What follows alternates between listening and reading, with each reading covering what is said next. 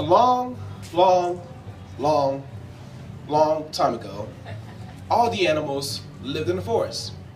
And they did everything just like us. I mean, they built houses just like us.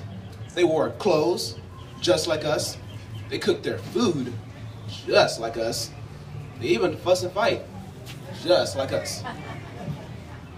One day, Raccoon decided that he'll fish for frogs. But every time he tried to catch those frogs, they just run the other way. So Raccoon decided that he'll visit his best friend, Brer Rabbit.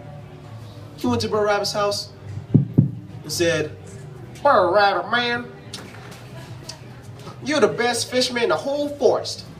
Could you please catch me some of them frogs? Because every time I try to catch them frogs, they just run the other way." Brer Rabbit said, "Oh, because you ate that granddaddy bullfrog, they just run the other way."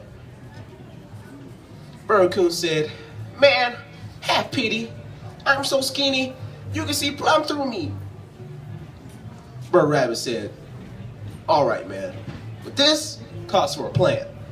Now this is what we're going to do. We're going down to the river where all those big juicy frogs live. And when we get down there, I want you to pretend that you is dead." Raccoon was like, "What? I can't pretend I'm dead, Brer Rabbit." Brer Rabbit said, "All you have to do is just lay down and stop breathing." Raccoon was like, "Oh, I can do that." So they went down to the river where all those big juicy frogs live. When they got down there, Brer Rabbit said to Raccoon, "All right, it's time for you to fall out and pretend that you was dead." So Raccoon ran to the nearest tree, banged his head on a tree, and knocked out cold.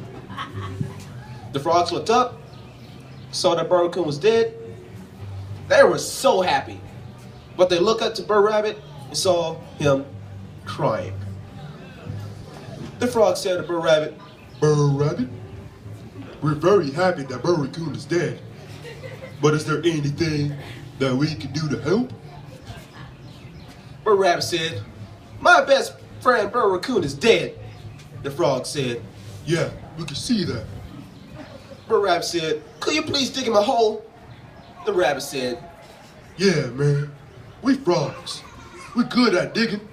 So they started digging. The frogs looked up and said, "Brer Rabbit, is it deep enough yet?" Brer Rabbit said, "Can you jump out of it?" Frogs looked up and said, "Yeah, man, we frogs. We can jump out of this hole." So Brer Rabbit said, "Well, it ain't deep enough." So the frogs kept on digging. The frogs looked up again and said, "Brer Rabbit, is it deep enough yet?" The rabbit said, "Can you jump out of it?" The frog said, "Yeah, man, we frogs. We can jump out of this hole." So Brer Rabbit said, "Well, it ain't deep enough." So the frogs kept on digging.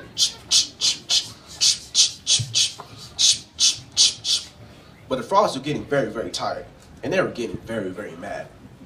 So they looked up at Brer Rabbit and said, "Brer Rabbit, is it deep enough yet?"